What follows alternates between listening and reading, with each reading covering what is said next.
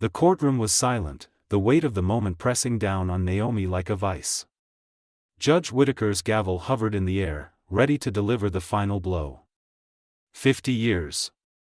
That's what they had decided her life was worth. She braced herself, knowing there was nothing left to say, until a voice from the back of the room shattered the stillness.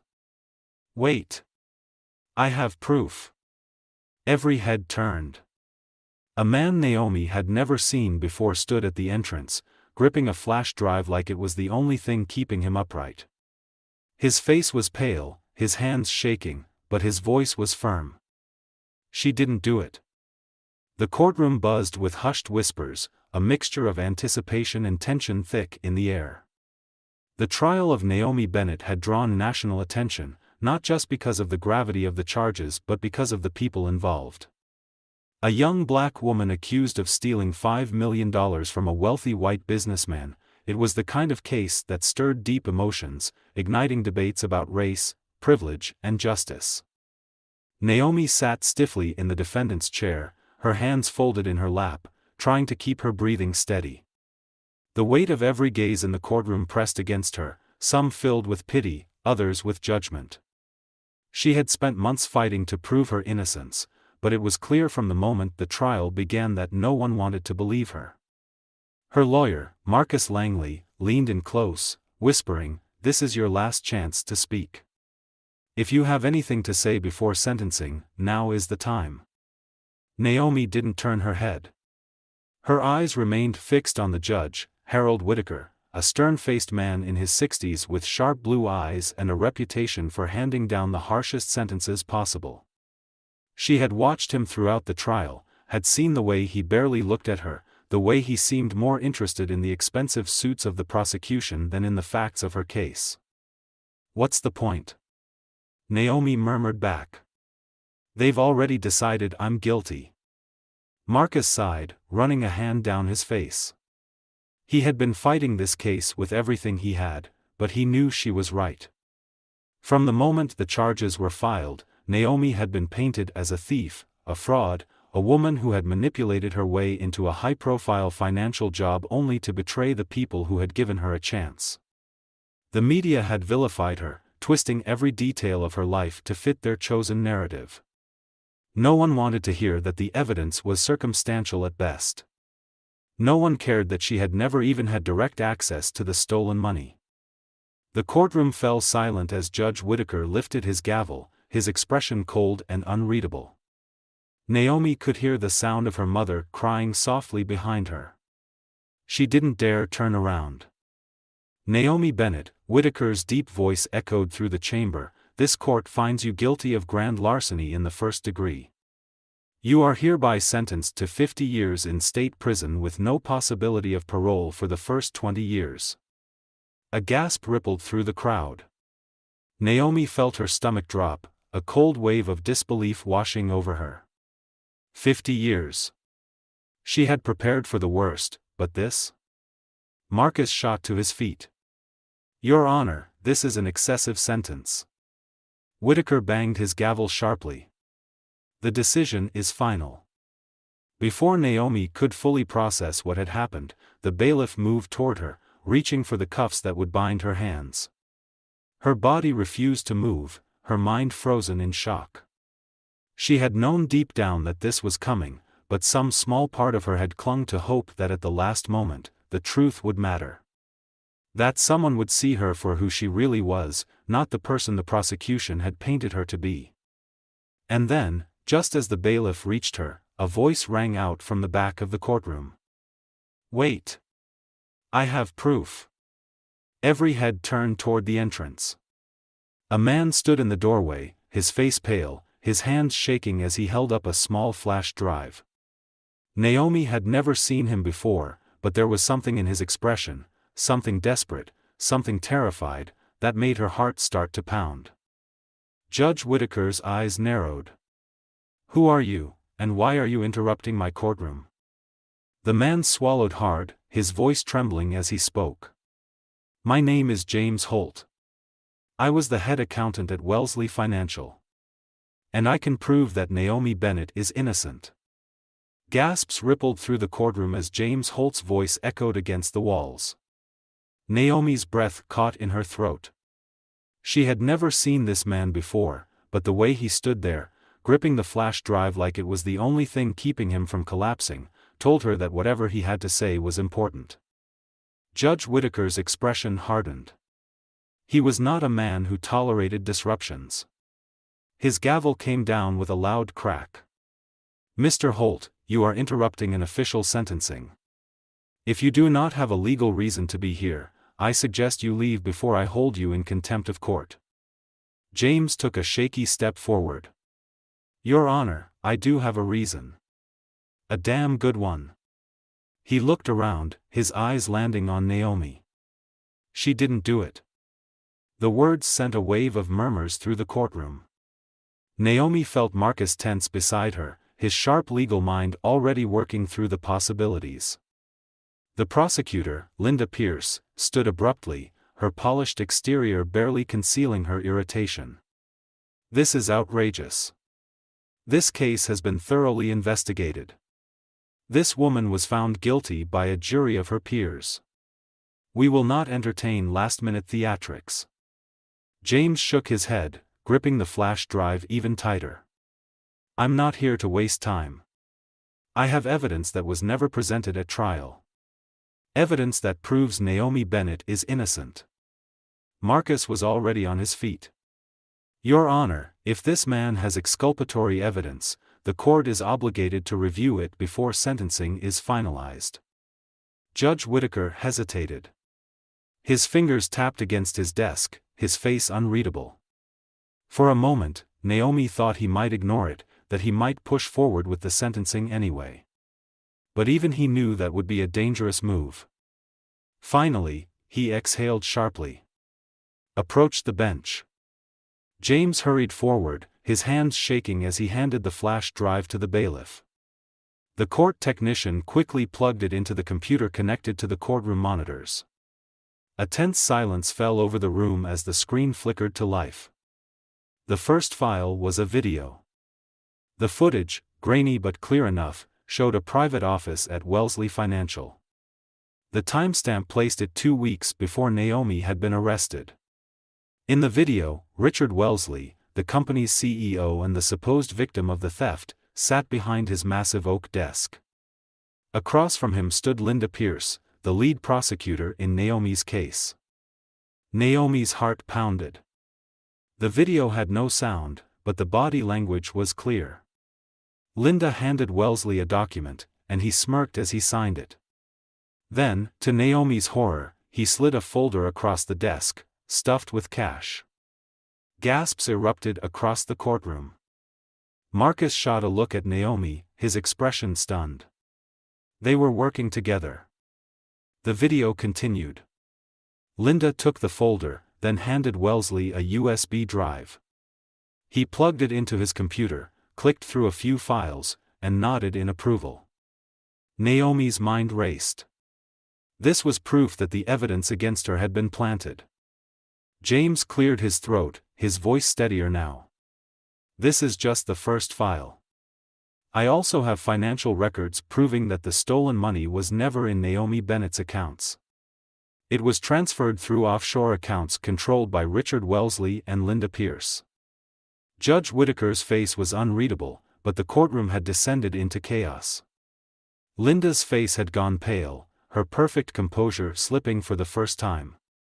"This is absurd," she snapped. "That video could be fake. We have no confirmation that these documents are legitimate." James shook his head. "Every file on that drive comes directly from Wellesley Financial's internal servers. You can verify them right now.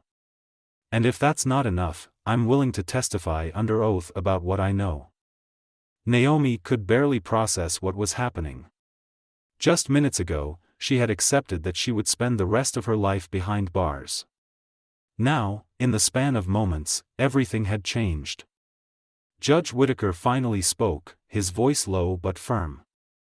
"I'm calling a recess while we review this evidence.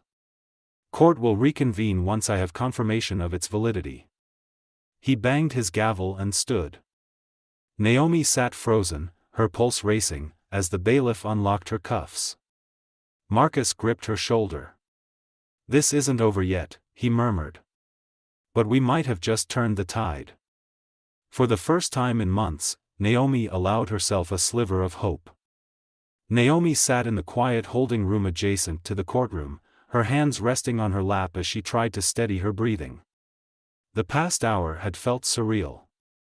One moment, she was bracing herself for a life behind bars, the next, a complete stranger had burst into the courtroom with evidence that could change everything. Marcus paced in front of her, his phone pressed to his ear as he spoke in hushed but urgent tones. She couldn't hear what he was saying, but she knew he was working every angle, making sure this new evidence was verified as quickly as possible. Naomi glanced at the clock on the wall. It had only been 30 minutes since Judge Whittaker had called the recess, but it felt like hours. Her body was still tense, her mind struggling to process everything. Was this really happening? Could she actually walk out of here a free woman? The door opened, and James Holt stepped inside. His face was still pale, but his hands weren't shaking as much as before. He met her gaze hesitantly, as if unsure whether she would accept him as an ally. "I wanted to talk to you before we go back in," he said quietly. Naomi studied him. "Why?" James exhaled and took a seat across from her. "Because you deserve to know the truth about why I'm here." Marcus ended his call and stepped closer, his arms crossed. "Go ahead. I'd love to hear it too." James hesitated before speaking. "I worked for Richard Wellesley for years. At first, I thought he was just another ruthless businessman. A lot of wealthy guys push legal boundaries, but I never questioned it. Then, a few months ago, I noticed something strange in the financial records. Money was being funneled into offshore accounts, millions of dollars disappearing without a trace. And when I tried to ask questions, I got shut down fast." Naomi listened carefully, her stomach twisting. James continued, his voice laced with guilt. "That's when I started digging. I didn't say anything right away because I wasn't sure what I was looking at. But the more I uncovered, the clearer it became. Wellesley wasn't just moving money, he was setting someone up to take the fall. And that someone was you." Naomi swallowed hard. "So you knew I was innocent this whole time?" James looked ashamed. "I suspected. But I was scared. Wellesley has powerful connections. He could ruin my life in an instant. I kept telling myself that someone else would step forward, that the truth would come out on its own. But when I saw you sitting there, about to be sentenced for something you didn't do, I knew I couldn't stay silent anymore." Marcus narrowed his eyes. "Why should we trust you now?" James met his gaze. "Because I brought proof. The flash drive has every financial transaction, every falsified document, every wire transfer. And the video? It came from Wellesley's own security system. I had to get into his personal files to retrieve it." Naomi exhaled slowly, trying to process everything. Marcus tapped his fingers against his arm. "Do you realize what you've done? Wellesley and Linda Pierce won't just sit back and let this play out. They're going to fight back." James nodded. "I know. But I also know that if we let them win, Naomi goes to prison for 50 years while the real criminals walk free." Naomi looked at him carefully. She had spent so long feeling abandoned, feeling like no one cared whether she lived or died. Now, this man, this stranger, was risking everything to save her. Before she could say anything, the door opened again, and a bailiff stepped inside. "The judge is ready to reconvene. Let's go." Naomi stood, her legs feeling unsteady beneath her. Marcus placed a reassuring hand on her shoulder. "No matter what happens in there, we fight." She nodded, inhaling deeply. The time for fear was over. It was time for the truth. Naomi stepped back into the courtroom, her heart pounding as she walked past rows of spectators. The atmosphere had changed. Before, the air had been thick with quiet certainty that she would be sentenced, that this trial had only been a formality before the judge locked her away for decades. But now, there was a crack in that certainty. People whispered among themselves, their eyes darting between Naomi, James Holt, and the prosecution's table. The court staff worked quickly, setting up the monitors again, preparing to analyze the evidence James had provided. Even the jury members, who had already made their decision, looked uneasy. Judge Whittaker sat at his bench, his expression unreadable. He had always been a man of authority, one who rarely questioned the conclusions of law enforcement and prosecutors. But now, faced with the possibility that he had nearly sentenced an innocent woman to 50 years in prison, his confidence seemed shaken. Naomi took her seat beside Marcus, who leaned in. "They verified the files," he whispered. "Everything checks out. The financial records, the offshore accounts, even the security footage." Naomi clenched her hands in her lap. "Then why do I still feel like something could go wrong?" Marcus exhaled. "Because we're fighting against powerful people who don't like losing." Judge Whittaker tapped his gavel twice. "This court is now back in session. After reviewing the new evidence submitted by Mr. Holt, it is clear that there are significant discrepancies in the prosecution's case. The financial records confirm that the stolen money was never transferred to Naomi Bennett's accounts. Instead, it was funneled into a network of offshore holdings controlled by Richard Wellesley. A murmur rippled through the courtroom. Naomi saw Richard shift uncomfortably in his chair, his jaw tightening. Linda Pierce, the lead prosecutor, sat rigidly beside him, her fingers gripping the edge of the table so tightly that her knuckles turned white. Judge Whittaker continued, his tone sharper now. "Furthermore, the security footage provided shows a private meeting between Mr. Wellesley and prosecutor Linda Pierce. While this court does not rely on speculation, the presence of an unreported financial exchange raises serious concerns about prosecutorial misconduct." Linda stood abruptly. "Your Honor, this is absurd. This so-called evidence was obtained illegally. We cannot allow." Whittaker's gavel slammed down. "You will sit down, Ms. Pierce, and you will listen." Linda's face flushed with rage, but she sank back into her chair, her lips pressed into a thin line. Whittaker turned to James. "Mr. Holt, you claim that you retrieved these files from Wellesley Financial servers. Can you confirm their authenticity?" James nodded. "Yes, Your Honor. I worked as a senior accountant for Wellesley Financial. I had access to internal records and personally flagged these transactions as suspicious months ago. When I tried to report them, I was ignored." Marcus stood. "Your Honor, I move for an immediate dismissal of all charges against Naomi Bennett. The prosecution's case is built on manipulated evidence and lies. My client is innocent." Judge Whittaker leaned back in his chair, exhaling slowly. Naomi could see the gears turning in his head. This wasn't just about her case anymore. If he ruled in her favor, he was acknowledging that a powerful businessman and a respected prosecutor had conspired to frame an innocent woman. That kind of ruling had consequences. The courtroom was deathly silent. Naomi felt like she couldn't breathe. Finally, the judge spoke. "Ms. Pierce, do you have any explanation for the financial transactions linked to Mr. Wellesley?" Linda swallowed hard, then stood. "Your Honor, these accusations are baseless. The defense is attempting to create a distraction." "Answer the question," Whittaker interrupted, his voice firm. Linda hesitated for a second too long. That was all it took. A door at the back of the courtroom opened, and two uniformed officers entered. They walked straight toward Richard Wellesley. His expression barely changed, but Naomi saw the muscles in his jaw tighten. "Mr. Wellesley," one of the officers said. "Please stand." Linda's head whipped around.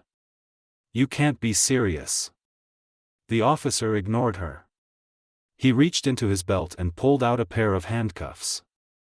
You're under arrest for financial fraud, conspiracy, and perjury. You have the right to remain silent. Richard finally spoke, his voice low and controlled. This is a mistake. James scoffed. No, the mistake was thinking you'd get away with it. Naomi watched in stunned silence as Richard was pulled to his feet, his expensive suit crumpling slightly as the cuffs clicked around his wrists.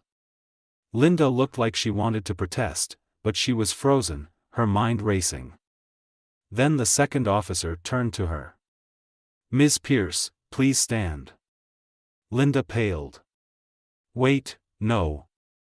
You're under arrest for prosecutorial misconduct and obstruction of justice. Naomi could hardly believe what she was seeing. Just an hour ago, these people had been poised to send her away for half a century. Now, they were the ones being led out of the courtroom in handcuffs. Judge Whittaker let out a heavy sigh, rubbing his temple before turning his gaze toward Naomi. Ms. Bennett, he said, his voice softer now. In light of this evidence, I have no choice but to vacate your conviction. You are free to go. Naomi's breath caught in her throat. She barely registered the sound of cheers erupting from the back of the courtroom where her family and friends sat. Marcus gripped her arm, a wide grin spreading across his face. She was free. But as she looked at Judge Whittaker, she saw something else in his expression. A shadow of regret. Because he had been ready to throw her life away without question. And now, he had to live with that. Naomi sat motionless, her body unable to move as the weight of what had just happened pressed down on her.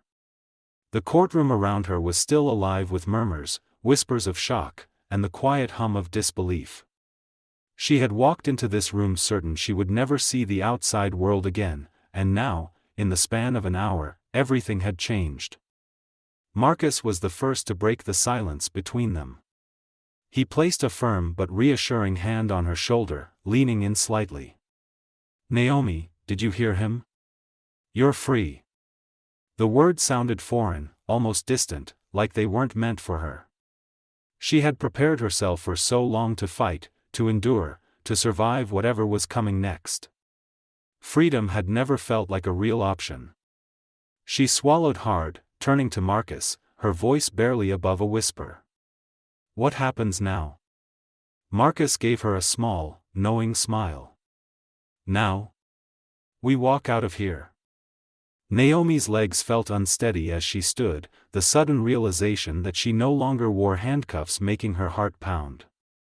The bailiff, who had been standing behind her for the entirety of the trial, stepped aside. The doors leading out of the courtroom had never felt so far away. As she turned, her eyes met Judge Whittaker's. For the first time, there was something behind his normally impassive gaze, something that almost looked like guilt. She didn't know if it was because he realized how close he had come to destroying an innocent life, or if it was because he knew that he had failed her in the one place where justice was supposed to matter most. Either way, he held her gaze for a second longer than necessary before looking down at his desk, as if unable to face her any longer. Naomi didn't give him another moment of her time. She stepped forward, passing the prosecution's table where Linda Pierce had once sat in control of the courtroom. Now, her seat was empty. The only reminder of her presence was the untouched files stacked neatly beside a glass of water. It was as if she had never been there at all. The sound of Naomi's footsteps echoed through the courtroom as she approached the exit. The moment the heavy wooden doors opened, the noise hit her all at once. The hallway was filled with reporters, their cameras flashing like bursts of lightning, their voices overlapping in an explosion of questions. Naomi, how do you feel knowing you were framed? Do you plan to press charges against the prosecution? Will you sue Wellesley Financial? Do you have anything to say to the judge who nearly sent you to prison for 50 years? The words came at her too fast, too aggressively. She could barely process them, let alone form a response. A sudden, familiar voice broke through the noise. Naomi. She turned just in time to see her mother pushing past the crowd, her face streaked with tears. Within seconds, she was wrapped in the warmest, tightest embrace she had ever known. For the first time since her arrest, Naomi let herself break. Her body shook as she clung to her mother, the reality of it all crashing over her like a wave. "You're safe," her mother whispered. "You're safe, baby." Naomi squeezed her eyes shut. Safe. It didn't feel real. Not yet. Marcus cleared his throat beside her. "We need to get out of here before the press swarms you. I have a car waiting outside." Naomi nodded numbly, letting Marcus and her mother guide her through the chaos. The cameras kept flashing, the voices kept shouting, but she kept her eyes forward, focused on the door that led outside. The moment she stepped into the open air, the sun hit her face, warm and bright, like a welcome she had forgotten how to receive. She inhaled deeply, the first breath of fresh air she had taken as a free woman in what felt like forever. And for the first time, she believed it. She was free. The ride away from the courthouse was silent. Naomi sat in the back seat of Marcus's car, her hands resting on her lap, staring out the window as the city passed by in a blur. Her mother sat beside her, holding onto her hand like she was afraid to let go, as if Naomi might disappear if she loosened her grip. Marcus was driving, but he kept glancing at her through the rearview mirror, waiting for her to say something. "Anything. You okay?" he finally asked. Naomi blinked, realizing she hadn't spoken a single word since stepping into the car. She wasn't sure what to say. "I don't know," she admitted. Her mother squeezed her hand gently. "Baby, you don't have to be okay right now. Just take your time." Time. That was something Naomi hadn't thought she would ever have again. She had prepared herself to lose everything, to grow old behind bars, to fade away while the world outside moved on without her. And now she was here, sitting in the back of a car, free. But the weight in her chest hadn't lifted. The injustice of it all still clung to her, a shadow she wasn't sure she could ever shake. "Where are we going?" she asked after a long pause. Marcus sighed. "Somewhere quiet. I figured you wouldn't want to go straight home with all the reporters camped outside your mom's place. I booked a hotel for the night. Just until we figure out the next steps." Naomi nodded absently. She hadn't even considered what came next. The trial was over, but the fight wasn't. Wellesley and Pierce were being processed for their crimes, but the system that had nearly swallowed her whole was still intact. She had been lucky, saved at the last moment by a man who had found his conscience too late. But how many others had been sentenced just like her, their voices drowned out by wealth and power? The car pulled into an underground parking garage beneath the hotel. Marcus parked near the elevator and turned to face her.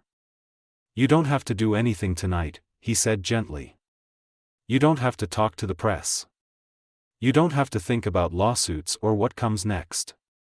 Just breathe, eat, sleep. Let yourself exist outside of all of this, even if it's just for a little while." Naomi wanted to believe that was possible, that she could just step away and pretend like everything was normal. But normal had been stolen from her the moment she was arrested. She wasn't sure if she even remembered what it felt like. Marcus led them through a side entrance to avoid attention. The hotel lobby was quiet, and the receptionist barely glanced at them as he handed over the keycards. The room was on the top floor, a suite with a large window overlooking the city. The moment the door closed behind her, Naomi let out a shaky breath. She walked over to the window, pressing her fingertips against the cool glass. The skyline stretched out before her, bright and alive, a world that had seemed unreachable just hours ago. Her mother placed a hand on her back. "You're really here," she whispered, almost like she needed to convince herself. Naomi swallowed hard. "I don't feel like I am." Her mother turned her gently so they were facing each other. "You will. I promise." Marcus set down a bag in the corner. I ordered some food. You need to eat something. Naomi nodded but didn't move. Her mind kept circling back to the courtroom, to the way Judge Whittaker had looked at her, the regret in his eyes.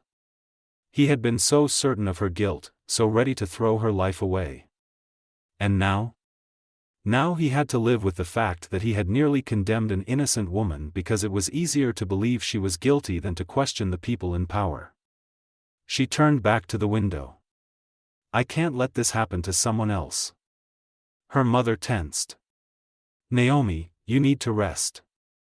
You just got out. Marcus exhaled. She's right. You don't have to take this on right now. Naomi shook her head. If I don't do something, who will? They both fell silent. They knew she was right. Naomi had spent months being silenced, ignored, and pushed aside. Now that she finally had her voice back, she wasn't about to waste it. Naomi sat on the edge of the hotel bed, her fingers tracing the stitching of the comforter as her mind raced.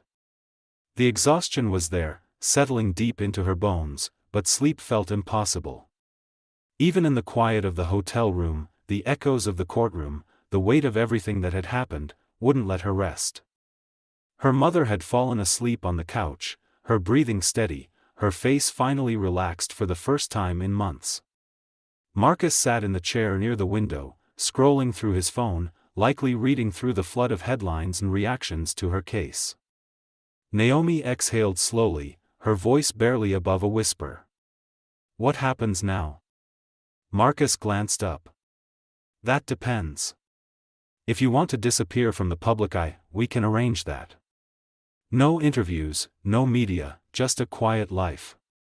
Naomi knew he meant well, but the idea of slipping into the background after everything felt wrong. I don't want to disappear. Marcus nodded as if he had expected that. Then we need to be strategic.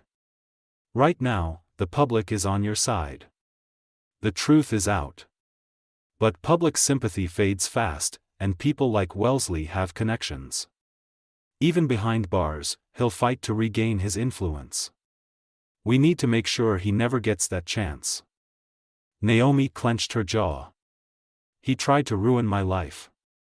I can't just let him walk away from this with a slap on the wrist. Marcus leaned forward. Then we go after them. Not just Wellesley and Pierce, but the system that allowed this to happen.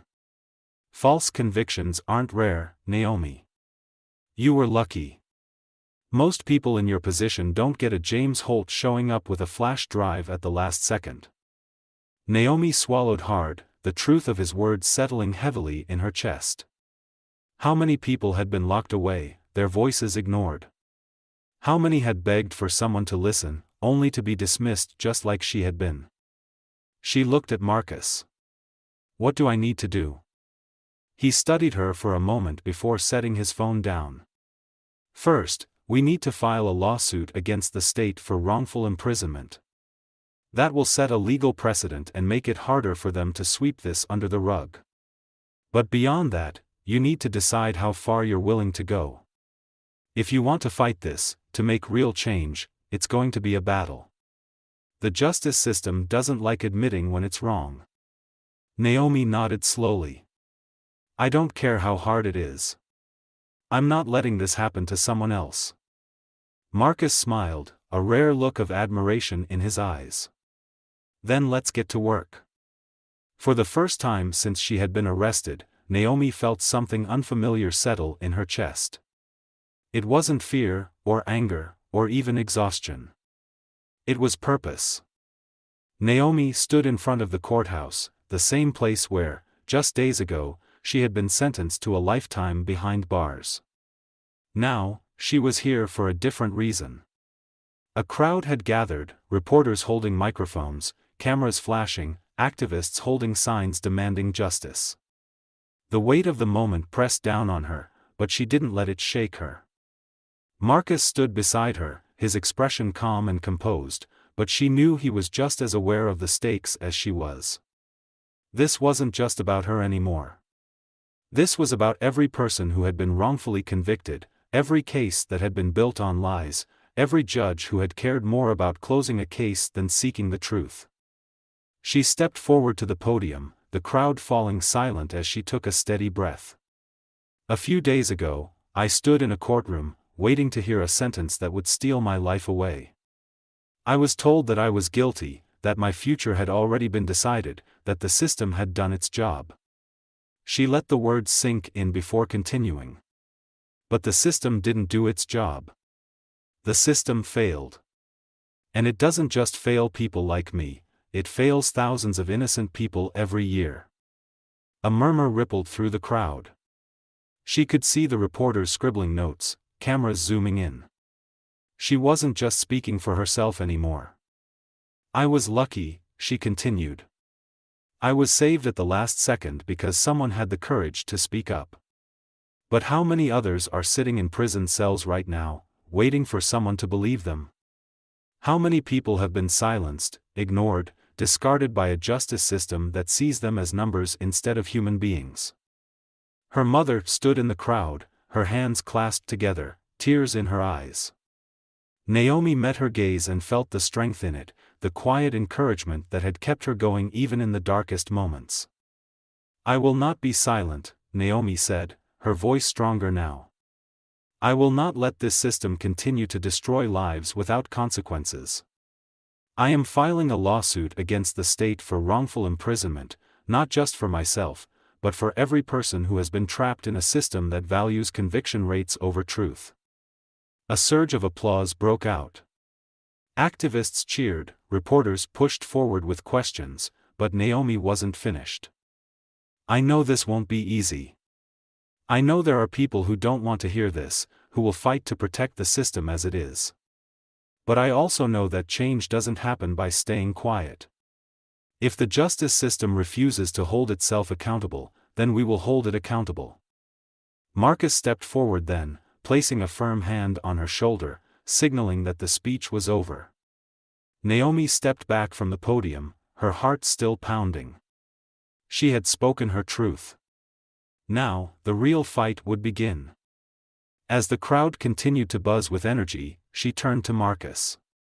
"Do you think it'll make a difference?" He smiled. "It already has."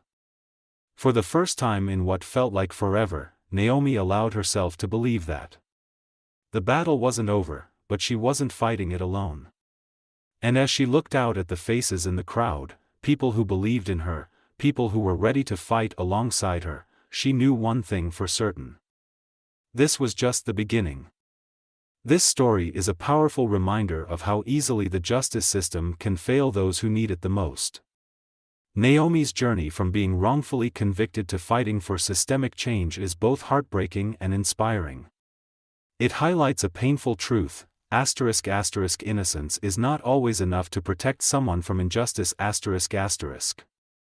The legal system, often portrayed as fair and balanced, is deeply flawed, and cases like Naomi's happen far too often in reality.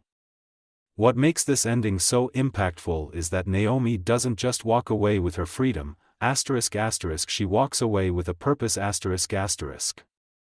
Many stories about wrongful convictions end when the person is exonerated, but in real life, the fight doesn't stop there.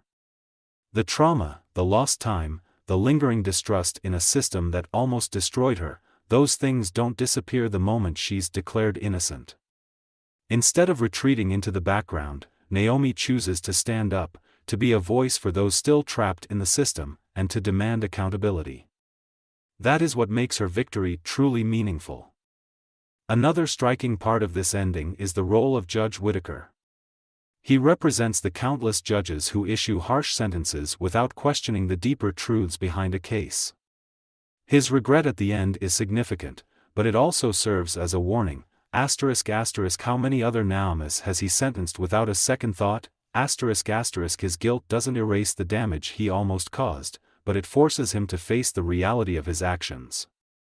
Whether he changes or continues as he always has is left unanswered, which feels realistic because, in many cases, the people in power never truly face consequences for their failures. The final scene, with Naomi standing in front of the courthouse, is the perfect way to close her story. It shows that justice is not just about one person, it's about fixing a system that allows innocent people to be thrown away so easily. Her willingness to keep fighting, despite everything she's been through, is what makes her a true hero. The battle ahead won't be easy, but the fact that she refuses to stay silent means that change is possible. This isn't just a story about one woman's freedom, it's a call to action. It forces us to ask hard questions about how many people like Naomi exist in the real world and what we are willing to do to stop it from happening again. And that is what makes it so unforgettable.